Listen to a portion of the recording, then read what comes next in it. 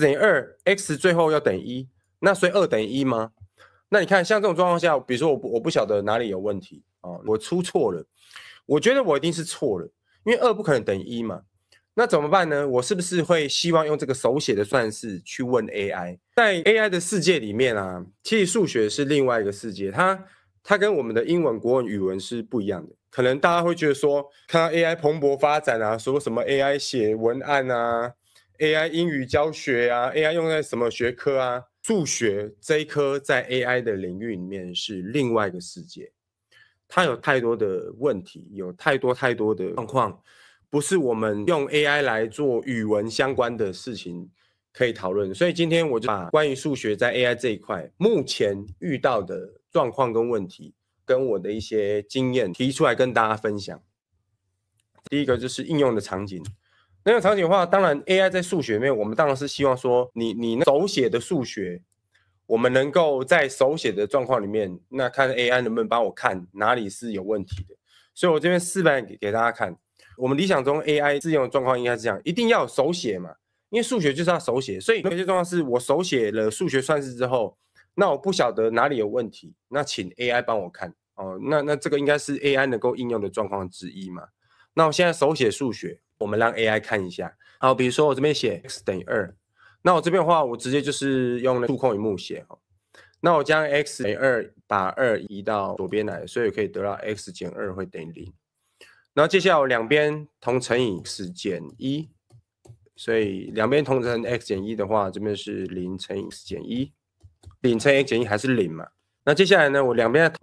同除，所以我左边 x 减2乘以 x 减1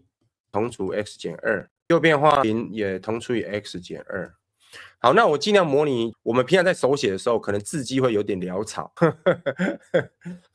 故意写这么丑的那这里我们是不是可以知道说，这个 x 减2就约掉了嘛？那我们约掉部分我们就先不管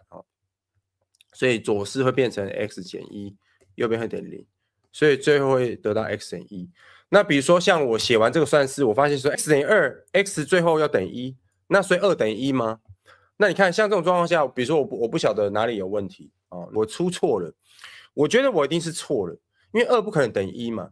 那怎么办呢？我是不是会希望用这个手写的算式去问 AI？ 因为这个是我们 AI 常用的情境嘛。我们跟英文是不一样的英文你用文字它是完完全全认得的所以我们在数学这一科里面常常出现的状况是，我手写的东西我要给 AI， 那我要给 AI 去判断一下说，我到底写的算式哪里有问题嘛？所以这是我们有可能会遇到的情境那所以我们一般常见的做法，我们就是将它截图嘛。所以在我们的数学跟 AI 的世界里面，我们常常要截图或者是拍照来去跟 AI 做沟通，因为我们通常手写的算式，你不可能说我在 AI 的对话窗里面去问他，我们一定是直接把算式丢给他所以在这里的话，我就把我的 ChatGPT 叫出来，所以我们让它叫出来之后，我这边使用的是 GPT-4，所以你就将这张图片给他。好，在你图片给他之后，我们必须要确认一件事情，就他认得我的笔记吗？他认得我的算式吗？所以我们在跟 AI 做沟通的时候，我们一定要先做一件事情，就要确认一下他是不是知道我们的题目，我们的算式是什么。所以实际上我只是要他说，你认知的算式跟我写的有一样吗？所以我们在 AI 在数学应用里面，其实你永远都要去注意到这一块，你一定要确认他懂的东西跟你写的东西是一样的，所以你一定要确认这件事。像我们在数学里面，你 AI 的认知跟你的认知概念有没有对齐，这件事是很重要的，你一定要做这件事。如果你没有做这件事的话，会变成是他理解的跟你写给他的，或是你跟你认为的是不一样的，然后他就开始去做计算，所以中间就有很多误会，这是大部分的人会犯的错误，就是他没有跟 AI 确认说他理解的数学的题目或是算式跟你理解的是一样吗？所以这件事非常重要，你一定要确认这件事情。那像英文、国文，其实你一两个错字可能都不太会有影响，可是在数学里面不行你一定要保证，必须要100%他能够理解你的算式或是题目的意思。你一定要确认这件事情之后再去做其他相关的操作。你看他这截取我图片中的算式是这样嘛？所以看起来是没有问题他误解是没有错误的请用国中生可以理解的方式帮我解释这个数学算式哪里出现错误。好，尽量不要打错字哦，因为我们在数学里面，其实我们没办法容许一点点的错误哦。好，所以你看哦，在这里的话，它就有提到很重要的哦，分母不能为零。所以实际上我们在同乘以 x 减1的时候就多一个解，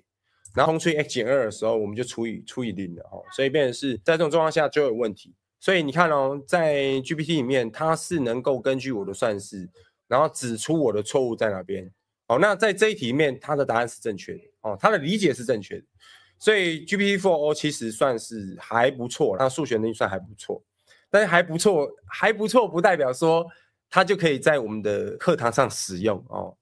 所以它在这里的话，它很明确的就是解答我算式哪里有出现错误。所以实际上我们在教学上，我们也是会希望这样嘛，我们希望说，我今天我写一个算式，或是我的作业里面，那我哪里错了，我不知道啊，我能不能请 AI 帮我辨识我哪里出问题，教我正确的写法是什么？这是我们会需要用到的嘛，在数学这一科里面非常需要。可是问题也是出在说，万一我的算式太丑怎么办？没错，所以变成是光学辨识，还有学生在写算式的时候，是不是很潦草？这件事是需要去关注的啦。如果说学生算式是连你都看不懂，那你也不要指望 AI 能够看懂，所以这也是问题之一。所以你想要让 AI 去理解这件事的话，你必须要先跟它概念对齐一下哦。他理解的算式跟你理解的是一样的嘛？哦，这是很重要。好，那再来当然是个人化的学习内容嘛。这示范的是它的 iPad 上面有图像，所以 ChatGPT 可以直接辨识这个图像，去引导可汗的儿子来去学习三角函数。那这个是很简单的。那我这边提一下哦，像现在他学这个东西，三角函数就是像